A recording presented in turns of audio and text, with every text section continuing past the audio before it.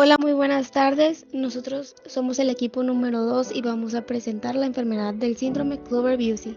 El equipo está conformado por Caravante Sánchez Queda Guadalupe, Lugo Verdugo Danitza Guadalupe, Quiñones Félix María Fernanda y Ríos Valenzuela Hugo Alejandro. ¿Y qué viene siendo el síndrome de Clover-Bucy? Pues es un trastorno de la conducta que sucede cuando los lóbulos temporales mediales del cerebro tienen alterada su función. Es un síndrome caracterizado por las tendencias orales, un afecto embotado, cambios a nivel de los hábitos alimentarios, hipersexualidad y también una agnosia visual auditiva. Este síndrome fue identificado por los doctores Heinrich Kluwer y Paul Bucy mediante la extirpación bilateral de los lóbulos temporales en macacos, intentando determinar su función. Esto provocó que los macacos presentaran alteraciones en su conducta, como cambios emocionales, impulsos de explorar objetos con la boca, hiperdocilidad y un incremento sustancial en su apetito sexual. ¿Y cuáles son las causas? Pues al contrario de otros trastornos y síndromes, no están completamente claras. El síndrome Clover-Bucy ha sido observado como la consecuencia directa de la extirpación o lesión bilateral del complejo amigdalino y de parte de los lóbulos temporales, que generalmente se ven afectando el hipocampo y el úvulo.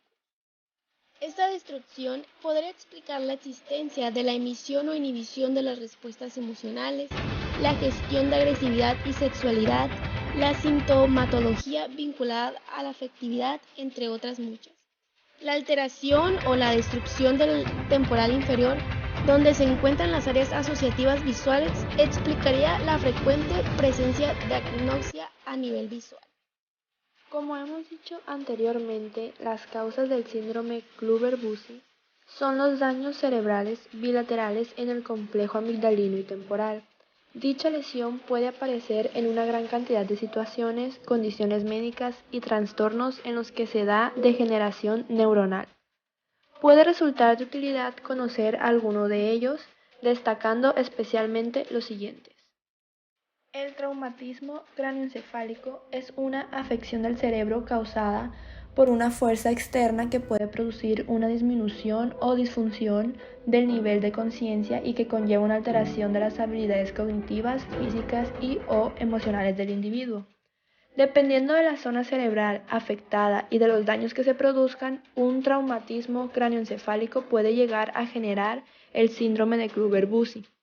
El accidente cerebrovascular es una enfermedad que afecta a los vasos sanguíneos que riegan el cerebro. Estas hemorragias o isquemias también son causa frecuente en el síndrome de Clover-Bucy.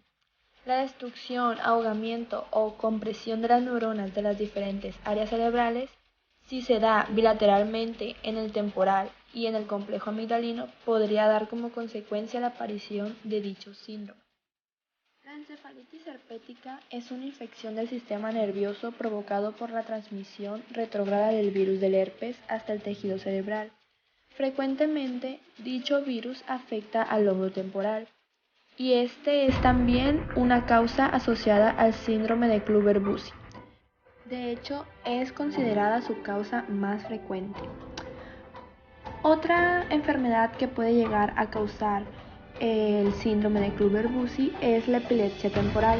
Este es un trastorno que puede provocar una gran afectación a quien la padece y que también es una de las causas más frecuentes. La hiperactivación de los haces neuronales puede provocar la destrucción neuronal y la aparición de este síndrome. Si bien durante una crisis es posible que pueda aparecer de forma temporal, a más crisis epilépticas, mayor riesgo de que se vuelva más permanente dicho síndrome. El síndrome de Clover-Bucy se da con frecuencia en enfermedades neurodegenerativas como las demencias. En las demencias las neuronas se van degenerando, dejando de funcionar correctamente y muriendo progresivamente. Cuando dicha afección daña el temporal es frecuente que aparezca dicho síndrome.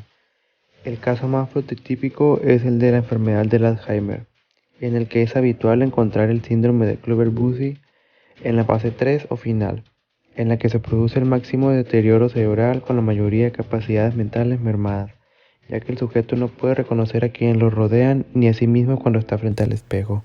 Se va enmudeciendo lentamente y censando su movimiento. su lenguaje también se ve profundamente alterado. También aparecen en las demencias frontotemporales o en las enfermedades de Pick. También puede llegar a aparecer el síndrome de Clover-Bussy en las encefalopatías anóxicas isquémicas, por la falta de oxígeno a nivel cerebral que provoca la muerte neuronal, lo que sí produce en las zonas anteriormente indicadas, lo que puede conducir a la aparición del síndrome de Clover-Bussy. También tenemos la meningitis o inflamación de las meninges provocadas por una infección. Es otra de las causas de este trastorno debido a los cambios químicos que provoca la infección y a la compresión del cerebro por parte de los meninges. Si además de las meninges se inflama el encéfalo, el síndrome es aún más probable. También podría llegar a aparecer en las lesiones quirúrgicas, aunque no es frecuentemente en la actualidad.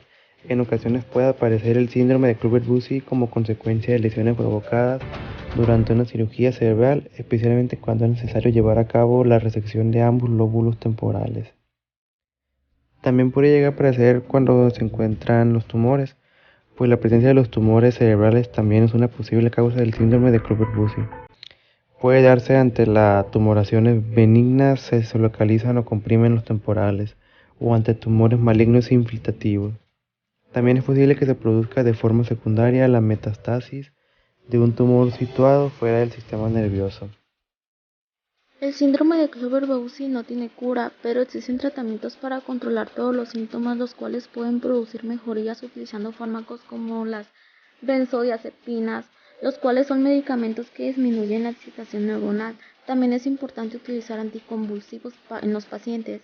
En algunos casos pueden presentarse mejorías si la afectación cerebral del paciente disminuye. Como conclusión, este síndrome de Clover-Bussy no es mortal, pero es de preocuparse, ya que el paciente puede llegar a perder sentimientos e incluso presentar cambios de conducta, los cuales pueden poner en riesgo la integridad del paciente y también a las personas a las que rodean. Es importante seguir estudiando este síndrome para llegar a obtener una cura y pues así ayudar a los pacientes que padecen este trastorno.